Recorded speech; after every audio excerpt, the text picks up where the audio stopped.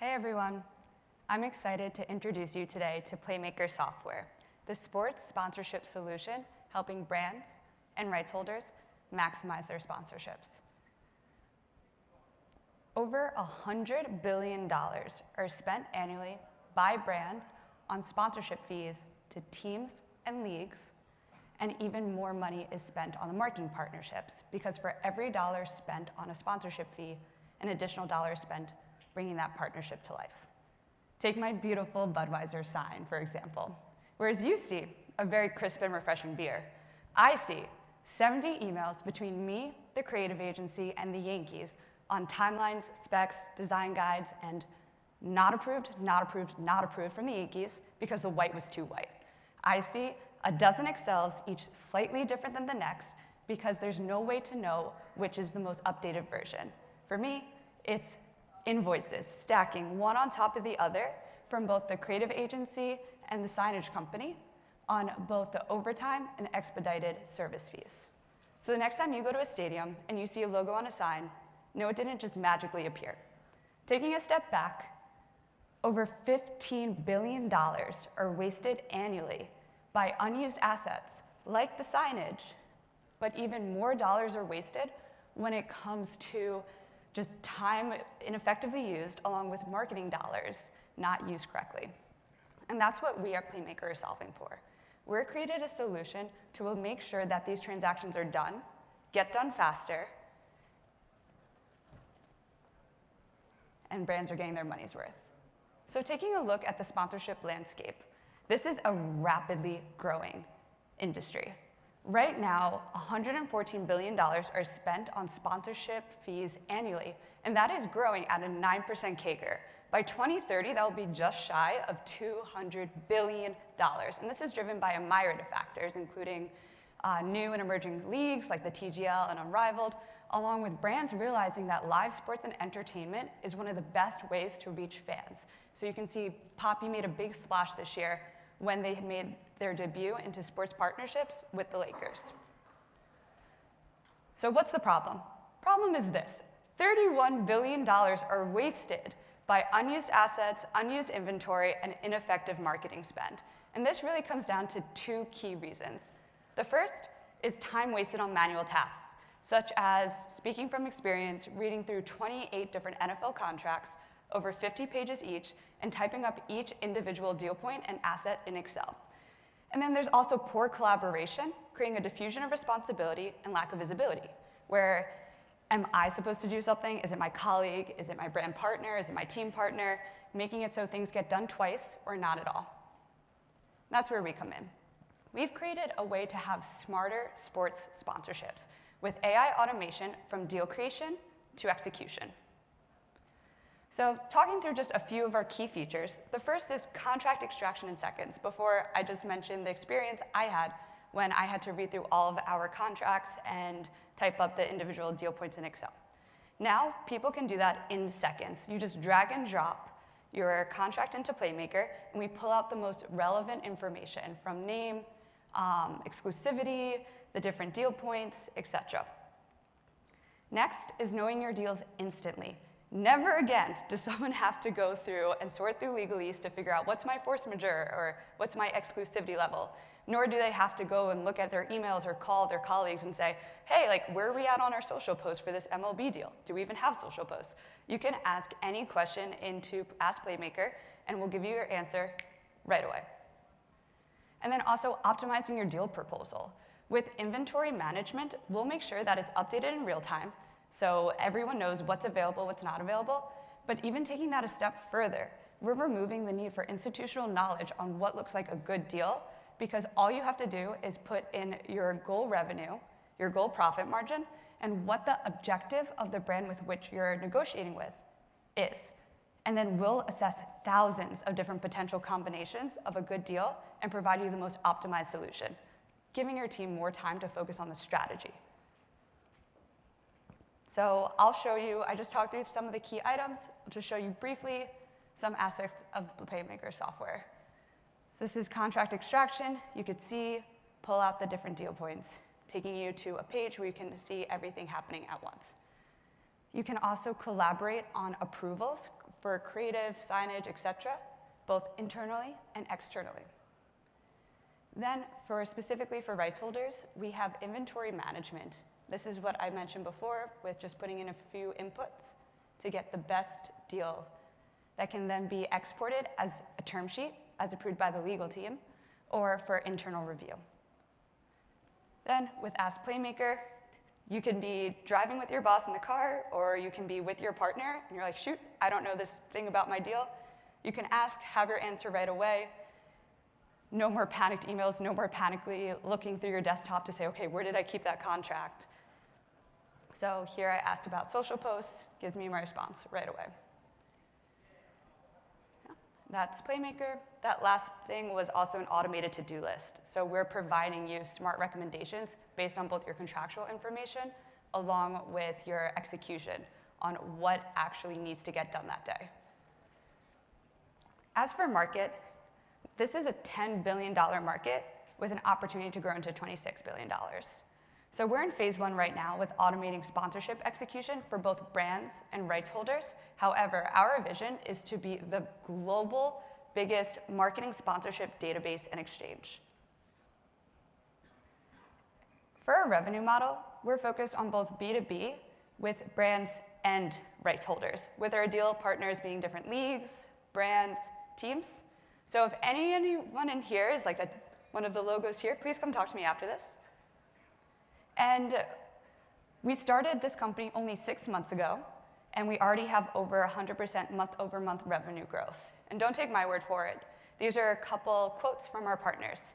Alex says, the team at PlayMaker is best in class, and there's immense potential for this software to create operational efficiencies and ultimately increase ROI for your organization. Dom said, as someone who has spent years in the sports industry, I can confidently say PlayMaker is building something truly special. This platform will set the new standard for how partnerships are managed, measured, and maximized. I'd be remiss not to say thank you to our early partners who have been along for this journey through pilots, betas, and now full-time partners. As for go-to-market, our plan is to continue enhancing the product based on learnings from initial customer base. So we had our actual product launch a month ago. So we're getting a ton of learnings from those initial customers. 2, sales outreach led growth, a lot through LinkedIn and tools like Apollo, and then also network effect, where the more people who use our platform, the more value each customer is getting. And then as for our team, I'm Hannah, co-founder and CEO, and my experience is in sports partnerships. I worked at Anheuser-Busch, where I was managing hundreds of millions of dollars of sponsorships between the NFL, NHL, the other leagues, teams within them, along with talent. I have negotiated deals with major leagues, I've executed partnerships, and I live and breathe this. It's all I think about. Then my much more impressive co-founder and CTO is Sammy, who has over 10 years of coding experience. He's a software engineer by trade and also worked at LinkedIn for 6 years, where he was a senior software engineer. He also has experience at an AI startup before joining PlayMaker. Then our lead product designer, Lizzie. She has experience not just with the coding side, but also has worked at creative agencies and marketing agencies and ad agencies. And she is making sure that the usability of our product is coming through every single step of the way to enhance adoption. And then Dominic, who is our advisor, who has over 2 decades of sponsorship and partnership experience. He has been essential to us on helping make sure that we are building a product with the sponsorship teams in mind. And before questions, I'll leave you on this. We started this company only 6 months ago. In that time, we had over 200 customer discovery calls before we even started coding. We needed to make sure we were truly solving a problem and not a solution in search of a problem. Then, after about 150 of those calls, we started building the product, and we were able to build it and launch V1. We also, at this point, have onboarded 3 customers and 2 pilots, have mid-5-figure revenue, and have an additional $1 million in our pipeline. In terms of what we've learned, happy to go into a lot of details here, but just some key stats are, we've learned that sales process can be delayed with larger enterprise clients, so happy to talk about how we're tackling that. We've learned that also adoption with existing workflows is essential, such as like Asana. or other platforms. And then also there's a ton of curiosity around AI and it going from A to Z and people wanting to understand that process. Then for the next 6 months, we're going to be focusing on becoming the best in class workflow automation by just enhancing what we already have along with implementing our roadmap. We are going to have a full site of integrations to help with that second point of adoption with existing workflows is essential. And then 3, we're looking to raise 1.5 million, which will bring us to 1 million of ARR. But yeah, happy to answer any questions.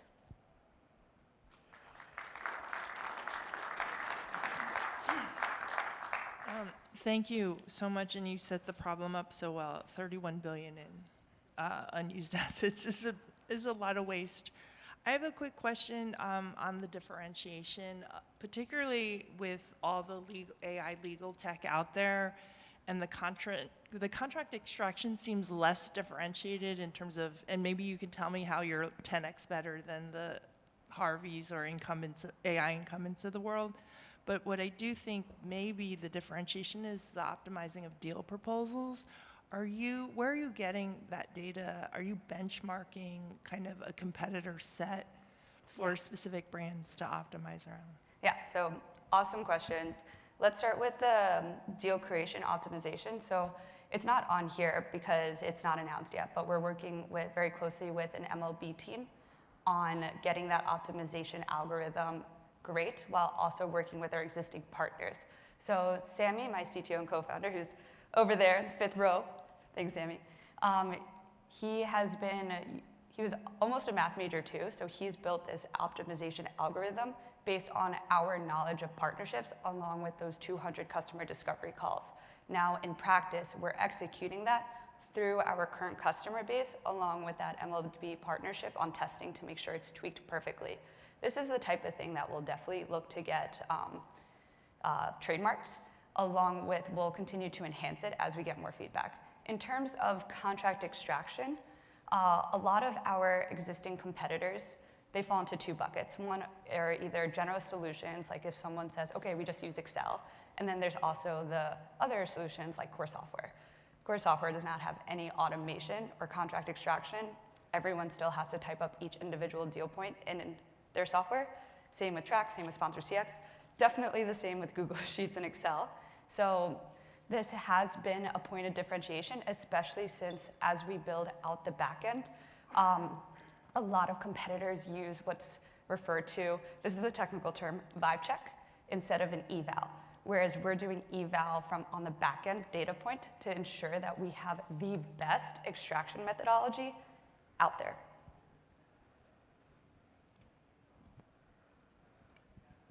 Thank you, Hannah. Great presentation. Love your background in partnerships. They're always nuanced, emotion on either side when there's big dollars in sports sometimes. What I find interesting is you've got as your target both brands and rights holders. They're kind of on 2 different ends of that marketplace. How do you navigate serving 2 different customers or clients that want opposing objectives when it comes to, I want a bigger check, I want to write the smaller one? Yeah, again, I love these. So when it comes to looking at the activation piece to start, both the brands and teams have the same objective. The brand wants to use these assets that they're paying for in these partnerships to bring their messaging and strategy to life through the biggest passion point outside of music, but through the biggest passion point for fans. The teams want to work with those brands to create these bespoke, exciting solutions in order to rise not just the brands, like brand health and help them get sales, but also to raise their perception amongst fans as well. So both are working together, and we're seeing a shift away from logo slaps and more towards campaign-driven approaches of how to use the assets in order to drive meaningful change with holistic approaches. So that's actually something that we were speaking with the Premier League team and Poppy on, where both of them have the same vision of how partnerships should be executed. So that is actually something through our discovery calls and our current customers and pilots that we were surprised about, is there aren't as many differences as we thought there would be. In terms of the negotiation, we are helping with the first steps of the process, where we're helping put together that ideal deal. We can extract it into a term sheet, but then we are not at this point recommending to the brand of like, hey, you should lowball them, or to the team, or like, hey, we think you can charge this much.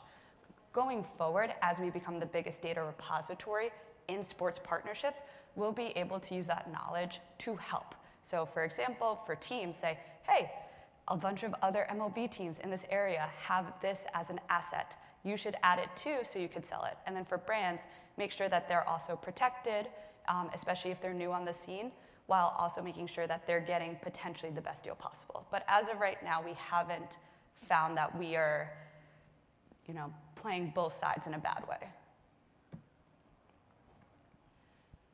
Hi, did you mention how you will make money? What's the charging model?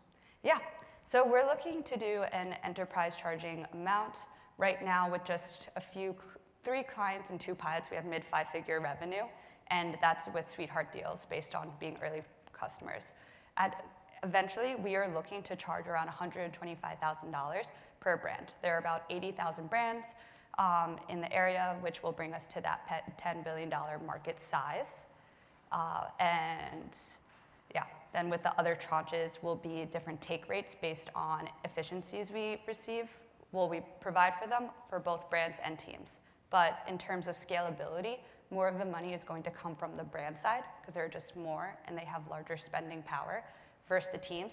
However, once we get both on our platform, it provides more of that networking effect and ability to increase that ACV on both sides as we are able to provide more solutions to them.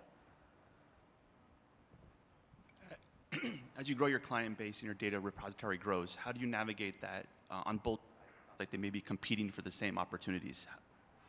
Yeah, so I think it would be silly for us not to, at some point, when we have critical mass, to become a marketplace. And even though there may be brands competing for the same teams or teams who are competing for the same brands, our goal is to democratize the ability to potentially get into the door and provide those opportunities and bring them to light. I think part of the reason why marketplace doesn't exist right now is like with NFL.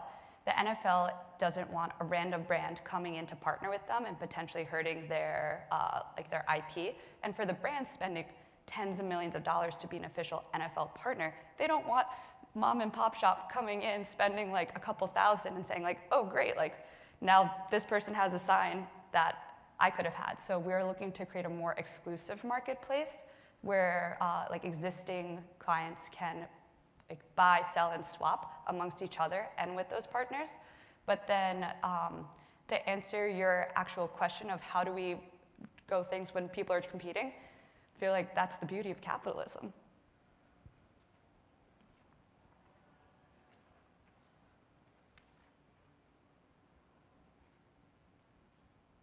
Any more?